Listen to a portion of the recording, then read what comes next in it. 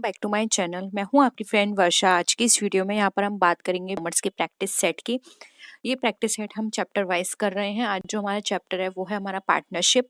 Start करते हैं video को। वीडियो आपको पसंद आती है तो लाइक कीजिए, फ्रेंड्स के साथ शेयर कीजिए, और किसी भी तरह की कोई भी क्वेरी लगती है आपके किसी भी क्वेश्चन में तो आप नीचे कॉमेंट सेक्शन में लिख सकते हैं, हम उसको जल्द से डिस्कस कर लेंगे। ठीक है, देखिए यहाँ पर क्वेश्चन है हमारा, Indian Partnership act was passed in. अब बहुत ही सिंपल क्वेश्चन है, इंडियन पार्टनरशिप एक्ट जो है वो कब पास हुआ था? 1956, 57, 32 या फिर 1872? सिंपल है, आप सबको पता है इंडियन पार्टनरशिप एक्ट हमारा पास हुआ था 1932 में। 1956 में क्या पास हुआ था? हमारा कंपनीज एक्ट। ठीक है,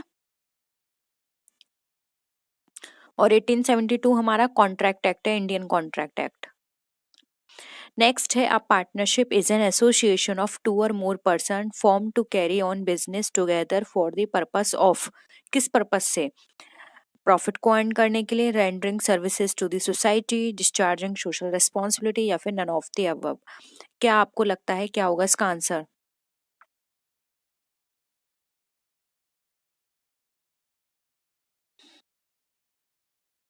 ये तो आपको पता है कि पार्टनरशिप में दो या दो से ज्यादा पर्सन होते हैं और किसी बिजनेस को साथ करने के पर्पज से वो लोग इकट्ठे होते हैं और इस पार्टनरशिप को करते हैं। और उसका मेन पर्पस क्या होता है? तो पार्टनरशिप का मेन पर्पस है कि वो कुछ प्रॉफिट अर्न करेंगे। अगर वो सिर्फ सोसाइटी को हेल्प करने के लिए या फिर सोशल रिस्पॉन्सिबिलिटी डिस्चार्ज के लिए ये सब काम कर रहे हैं तो वो हमारा कोऑपरेटिव सोसाइटी हो जाएगी। ठीक है, वो हमारा पार्टनरशिप नहीं कहलाएगी, क्योंकि पार्टनरशिप में सब मेन एलिमेंट होता है, या डिफरेंस की बात करें कोऑपरेटिव और पार्टनरशिप में तो वो अर्निंग ऑफ प्रॉफिट का होता है। ठीक है, ऑप्शन ए राइट आंसर हो जाएगा। नेक्स्ट क्वेश्चन देखिए यहाँ पर, who can become the member of a partnership. अब पार्टनरशिप में जो यहाँ पे मेंबर है वो कौन हो सकता है? एक कंपनी हो सकती है, एक इंडिविजुअल हो सकता है, एक जॉइंट हिंदू फैमिली फर्म हो सकती है, या फिर नन ऑफ दीज। ये भी सिंपल है, आपको पता होगा कि जब पार्टनरशिप में मेंबर्स बनते हैं तो कौन कौन उसका मेंबर हो सकता है। तो एक इंडिविजुअल मेंबर हो सकता है, ठीक है, कंपनी, जॉइंट हिंदू फैमिली ये नहीं हो सकते, एक इंडिविजुअल हो सकता है। देखिए यहाँ पर नेक्स्ट क्वेश्चन पर आते हैं, who can not become a partner in the firm. कौन पार्टनर नहीं बन सकता फर्म के अंदर? A minor, a married women, a lunatic, या फिर नन ऑफ द अबव। आपने कंडीशंस पढ़ी होंगी पार्टनरशिप में कि कौन कौन पार्टनर बन सकता है, तो उसके बेसिस पर आपको बताना है यहाँ पर आंसर। देखिए यहाँ पर बात करें तो ऑप्शन सी हो जाएगा, लुनाटिक। यहाँ पर नहीं बन सकता क्योंकि वो जो भी टर्म्स एंड कंडीशंस हैं जो कॉन्ट्रैक्ट किया जाता है उसको वो नहीं समझ सकता, और जो भी पार्टनर्स हैं उनको सारी चीज़ें समझनी होंगी कि किस कंडीशंस पे वो लोग पार्टनर बन रहे हैं, क्या क्या ड्यूटीज़ होंगी, क्या रिस्पॉन्सिबिलिटीज़ होंगी, और कितना उनका शेयर होगा, ये सब उसको समझ में आना चाहिए। एक माइनर और एक मैरिड वुमेन बन सकते हैं, लेकिन यहाँ पर माइनर सिर्फ और सिर्फ प्रॉफिट को लेने के लिए बनेगा। कंपनी में वो सॉरी पार्टनरशिप के अंदर जो भी लॉस होंगे उसको वो बेयर नहीं करेगा, और यहाँ पर माइनर का जो कॉन्ट्रैक्ट है वो किसी गार्जियन के थ्रू किया जाएगा। ठीक है, नेक्स्ट है, what is essential for the establishment of a partnership firm. बताइए इसमें से कौन सा आपको लगता है ऑप्शन जो कि एसेंशियल है एस्टैब्लिशमेंट के लिए?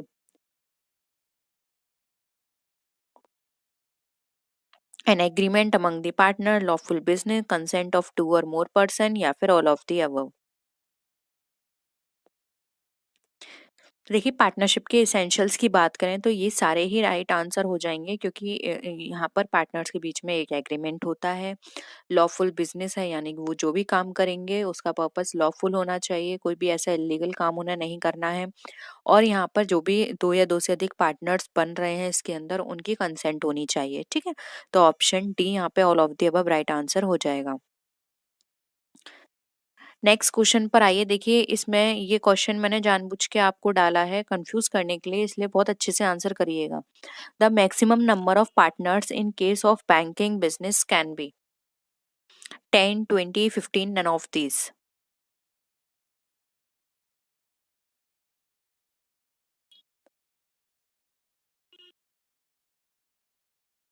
क्या हो जाएगा?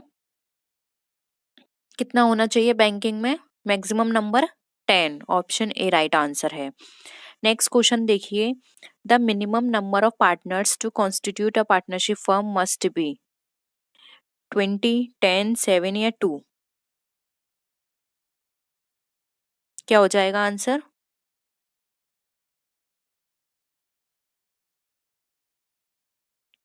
डी हो जाएगा इसका आंसर। मिनिमम जो है 2 होने चाहिए। ठीक है। नेक्स्ट है, मैक्सिमम नंबर ऑफ पार्टनर्स बताने हैं। Any business other than firm must B, यानी फर्म को छोड़कर कोई और बिजनेस है तो उसमें मैक्सिमम कितने होने चाहिए मेंबर हमारे?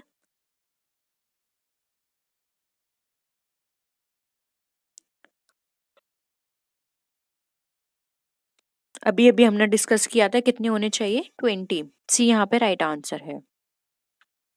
अब नेक्स्ट देखिए, every partner is a proprietor और owner of the firm, agent of the firm, both A and B, या फिर नन ऑफ द अबव। हर पार्टनर क्या होगा? कोई भी पार्टनर जो है, प्रत्येक पार्टनर की बात करें तो क्या कहलाएगा? सी, ए एंड बी। उसको हम प्रोप्राइटर ओनर भी बोल सकते हैं फर्म का, एक एजेंट भी बोल सकते हैं, जो कि सारे लोग मिलके फर्म के लिए काम कर रहे हैं, जो फर्म का जो उनका पर्पस है उसको अचीव करने के लिए। ठीक है। तो आप ओनर भी बोल सकते हो, प्रोप्राइटर भी बोल सकते हो, या फिर एजेंट भी बोल सकते हो। तीनों ही यहाँ पर राइट आंसर हो जाएंगे, इसलिए option C both A and B हमारा करेक्ट है। ठीक है। नेक्स्ट क्वेश्चन देखिए, आप पार्टनरशिप एग्रीमेंट में भी, एक पार्टनरशिप एग्रीमेंट किस तरह का होना चाहिए? ओरल होना चाहिए, रिटेन, आइदर ओरल और रिटेन, या फिर नन ऑफ दीज? किस तरह का होना चाहिए एग्रीमेंट पार्टनरशिप में? देखिए, पार्टनरशिप एग्रीमेंट की बात करें तो ये हमारा ओरल और रिटेन किसी भी फॉर्म में हो सकता है। ये डिपेंड करता है कि पार्टनर्स किस तरह का कराना चाहते हैं। अगर वो ओरल कराना चाहते हैं तो ओरल एग्रीमेंट हो सकता है, रिटेन कराना चाहते हैं तो रिटेन भी हो सकता है।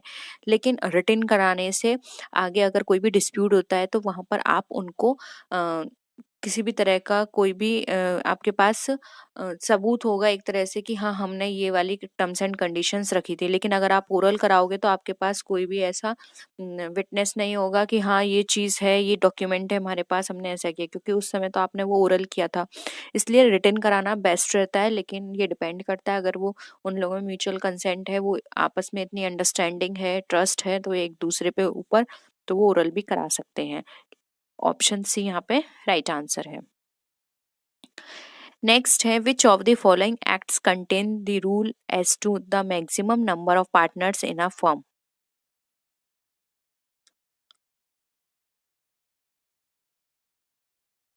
बताइए किसके अंदर मैक्सिमम नंबर्स बताए गए हैं? Indian contract Act, Indian Partnership Act, Companies Act, या फिर बैंकिंग कंपनीज रेगुलेशन एक्ट? क्या हो जाएगा आंसर?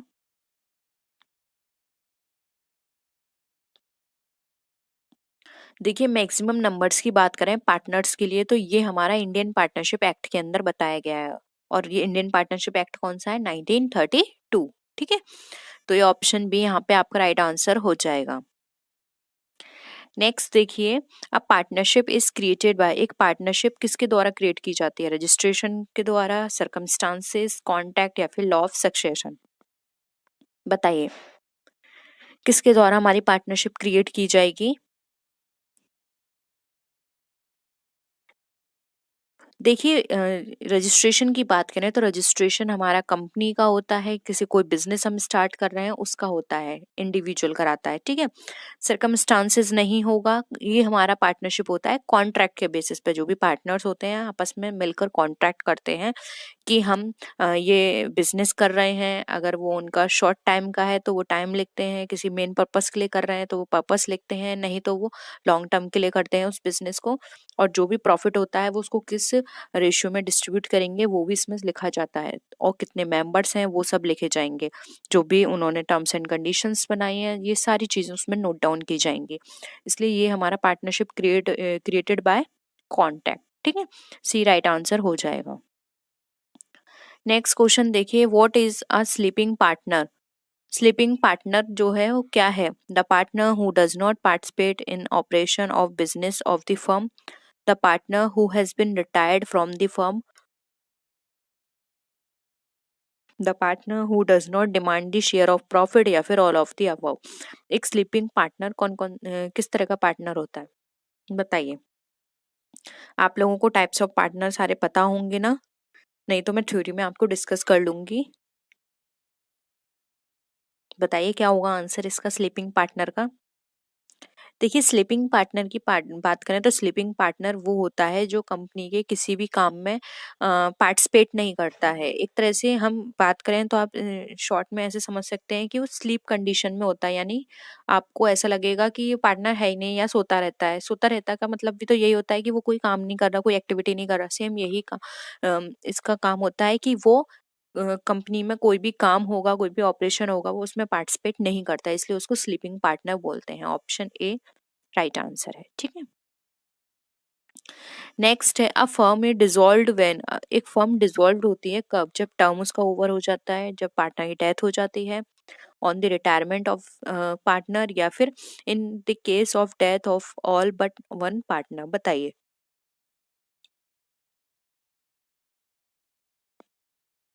देखिए, याद रखिए यहाँ फर्म की बात की जा रही है, पार्टनरशिप की नहीं। दोनों में डिफरेंस है, पार्टनरशिप डिसॉल्व होने में और पार्टनरशिप फर्म डिसॉल्व होने में।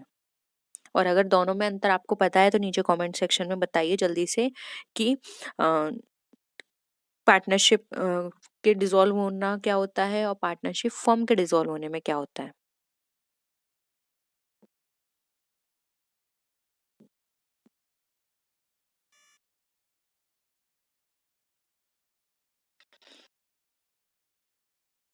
क्या हो जाएगा? देखिए, यहाँ पर अगर हम बात करें तो ये राइट आंसर हो जाएगा। इसमें क्या बोल रहे हैं कि in the case of death of all but one partner, यानी कि सारे पार्टनर्स की डेथ हो गई एक पार्टनर को छोड़ के। और आपने अभी अभी एसेंशियल फीचर्स पढ़े थे, उसमें क्या बताया था कि जो पार्टनरशिप फॉर्म होती है वो to or more than to person से होती है, यानी कि कम से कम मिनिमम पर्सन कितने हैं? दो। लेकिन यहाँ पर तो अब एक ही बचा और सिर्फ एक पार्टनर बचा है, तो वो कोई पार्टनरशिप नहीं होती। ठीक है, तो एक पार्टनर है यानी कि अब फर्म में पूरी डिसॉल्व हो जाएगी। ठीक है। Term is over, term is over की बात करें तो यहाँ पे जरूरी नहीं है पार्टनरशिप फर्म यहाँ पे डिसॉल्व हो जाए। टर्म ओवर होने में उनकी पार्टनरशिप जो होती है कॉन्ट्रैक्ट पार्टनरशिप का, वो डिसॉल्व होता है। सिर्फ वो आगे चाहें तो दोबारा से कॉन्ट्रैक्ट करके उस फर्म को कंटिन्यू कर सकते हैं। फर्म अभी डिसॉल्व नहीं हुई है, सिर्फ उनके बीच जो कॉन्ट्रैक्ट हुआ था वो डिसॉल्व हुआ है। On the death of the partner same यही है, फर्म डिसॉल्व नहीं हुई है, किसी पार्टनर की डेथ हो गई है, तो फॉर एग्जांपल पहले चार लोग थे, उनके बीच कांटेक्ट हुआ था, अब एक पर्सन मर गया, तो उसमें जो अब तीन लोग हैं वो दोबारा से कांटेक्ट करके उसको आगे कंटिन्यू कर सकते हैं। ठीक है। सेम उसी तरह का हमारा ऑप्शन सी में है, on the retirement of the partner. इसमें भी क्या होता है, कोई रिटायर हो गया, अब जो रिमेनिंग पार्टनर्स हैं वो दोबारा से कांटेक्ट करेंगे और उस पार्टनरशिप फॉर्म को कंटिन्यू करेंगे। ठीक है। तो ये सारी कंडीशंस में हमारी पार्टनरशिप जो है वो डिसॉल्व होगी, लेकिन ऑप्शन डी जो है उसमें पार्टनरशिप फर्म जो है वो डिसॉल्व हो जाएगी। आई होप यहाँ पर अब आपको कॉन्सेप्ट क्लियर है पार्टनरशिप और पार्टनरशिप फर्म के डिसॉल्व होने का। ठीक है। इससे क्वेश्चंस बहुत पूछे जाते हैं, लास्ट टाइम भी आया था, उससे पहले भी आया था, तो ये याद रखिए। और स्टूडेंट यहीं कंफ्यूज हो जाते हैं क्योंकि जो ऑप्शंस हैं वो थोड़ा घुमा के दे दिए जाते हैं और बच्चे उसी में कंफ्यूज हो जाते हैं। तो ये अब कॉन्सेप्ट आप अपने माइंड में बिल्कुल क्लियर रखिए। ठीक है। नेक्स्ट देखिए, अब यहाँ पर हमारे पार्टनर्स हैं जे, के, एल और एम। चार पार्टनर हैं, इक्वल पार्टनर्स हैं ये। J, K, M died in a rail accident. अब जे, के, एम तीन लोग मर गए एक रेल एक्सीडेंट में। जो एक्सीडेंट का जो रिजल्ट है वो क्या हुआ? Dissolution of firm, dissolution of partnership, both A and B, या फिर नन ऑफ द अबव। बताइए। अभी अभी मैंने आपको समझाया था, अगर आपको कॉन्सेप्ट समझ में आ गया है तो आप इजिली इसका आंसर कर सकते हैं।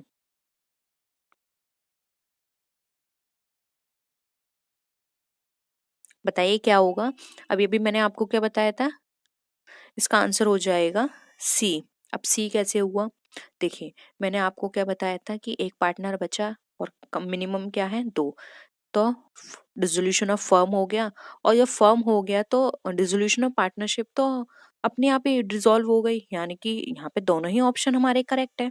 हाँ, अगर ऑप्शन में ये नहीं होता, वो सॉरी, अगर यहाँ पे ऑप्शन में आपको सिर्फ dissolution of firm, dissolution of partnership, none of the above होता, और आपको या फिर सिर्फ कोई और ऑप्शन दे दिया होता लेकिन बोथ एंड भी नहीं दिया होता, तो आप सिर्फ और सिर्फ फर्म पे टिक करते। लेकिन बोथ ए एंड बी दिया है, तो ये भी तो आपका करेक्ट है, क्योंकि जब फर्म डिसॉल्व हुई है तो ये तो ऑब्वियस है, पार्टनरशिप भी उनकी डिसॉल्व हो गई। इसलिए यहाँ पे both A and B right answer है। समझिए बात को। अगर ऑप्शन में बोथ ए एंड बी नहीं होगा तो सिर्फ आप टिक करेंगे डिसोल्यूशन ऑफ फर्म पर, और अगर डिसोल्यूशन ऑफ फर्म और डिसोल्यूशन ऑफ पार्टनरशिप दोनों दे रखे हैं तो ये दोनों एक दूसरे से कनेक्ट हैं। देखिए, जहाँ डिसोल्यूशन ऑफ फर्म है वहाँ डिसोल्यूशन ऑफ पार्टनरशिप अपने आप हो जाएगा, लेकिन ऐसा नहीं है जहाँ डिसोल्यूशन ऑफ पार्टनरशिप और डिसोल्यूशन ऑफ फर्म होगा। ठीक है, क्योंकि सबसे पहले कौन सी कंडीशन आती है, डिसोल्यूशन ऑफ पार्टनरशिप और डिसोल्यूशन ऑफ फर्म। ठीक है, पहले आई पार्टनरशिप, फिर आई फर्म। तो पार्टनरशिप से कोई कंडीशन चली होगी तभी तो फर्म तक आई, तो ये तो अपने आप यानी इसको कवर कर लिया। लेकिन ये जरूरी नहीं है ना कि कुछ जो फर्म से चली है कंडीशन वो पार्टनरशिप तक भी जाए। ठीक है, समझ रहे हो ना, इसलिए यहाँ पे फर्म है तो पार्टनरशिप अपने आप हो गया, इसलिए ऑप्शन बी यहाँ पे सी यहाँ पे both and B right answer है।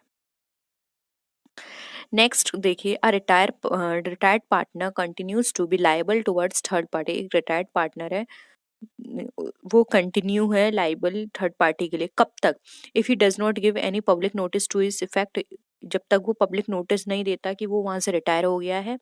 If he has not clear dues from the firm, अगर उसने, जब तक उसका जो क्लियर नहीं हुए हैं उसके ड्यूज। ठीक है, if only 3 months have passed after his running, यानी अभी सिर्फ 3 मंथ पास हुए हैं उसके रिटायरमेंट से, बताइए कब तक वो उत्तरदायी बना रहेगा एक रिटायर्ड पार्टनर।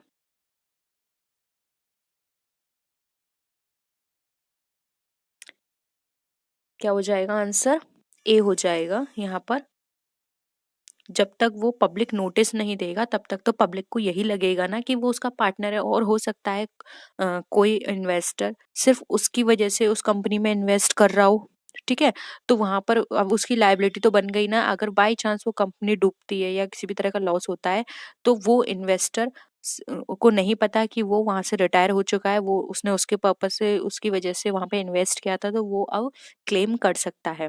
और वहां पर ये जो रिटायर पार्टनर है उसको भी पैसा देना होगा, जो भी अम, आपस में डिस्ट्रीब्यूट होगा उसके बेसिस पर। इसीलिए कभी भी कोई भी पर्सन रिटायर होता है पार्टनरशिप से तो उसे एक पब्लिक नोटिस देना होता है कि वो उस कंपनी से रिटायर हो रहा है, और आगे जो भी लॉस होंगे उसमें उसका किसी भी तरह का कोई भी लेना देना नहीं है। ठीक है, इसलिए यहाँ पे ऑप्शन ए राइट आंसर हमारा हो जाएगा। नेक्स्ट देखें यहाँ पर, आर एम और पी हमारे पार्टनर्स हैं।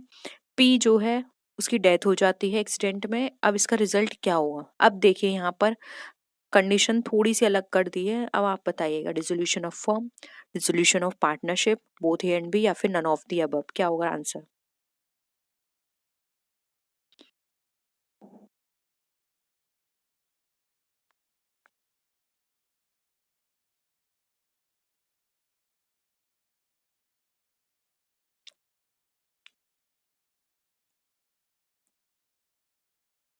इसका रिजल्ट क्या होगा, इसका रिजल्ट होगा कि सिर्फ एक की डेथ हुई है ना, अभी दो लोग तो हैं और मिनिमम मेंबर 2 है, तो यानी कि डिसोल्यूशन ऑफ फर्म नहीं है, डिसोल्यूशन ऑफ पार्टनरशिप है। अब क्या करेंगे, रिमेनिंग दो जो लोग हैं वो आपस में कांटेक्ट करेंगे, क्योंकि पहले वाला कांटेक्ट तो अब खत्म हो गया क्योंकि पी की डेथ हो गई।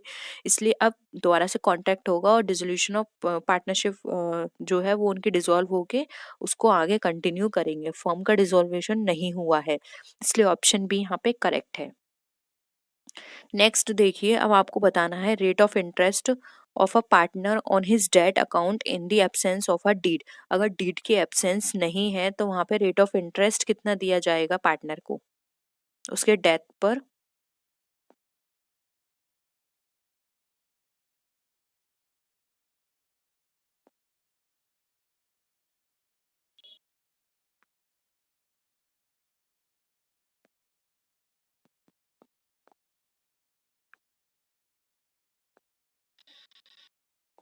कितना दिया जाएगा, 6%। ठीक है, नेक्स्ट है लिमिटेड पार्टनरशिप का मतलब क्या होता है, लिमिटेड कैपिटल है पार्टनर की, लिमिटेड नंबर ऑफ पार्टनर्स हैं, liabilities of some partners are limited, या फिर liabilities, limited liability of all the partners. बताइए क्या लगता है आपको इसमें आंसर।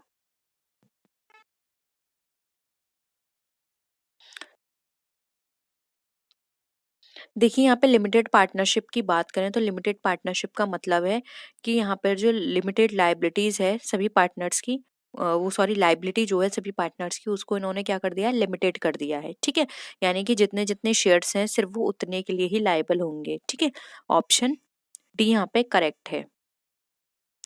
नेक्स्ट है, अंडर पार्टनरशिप बिजनेस अब partner can transfer its interest voluntarily with the consent of other partners under the pressure of other partners या फिर none of the above। बताइए, पार्टनरशिप बिजनेस के अंदर कोई भी पार्टनर अपने जो इंटरेस्ट है उसको ट्रांसफर कर सकता है कब?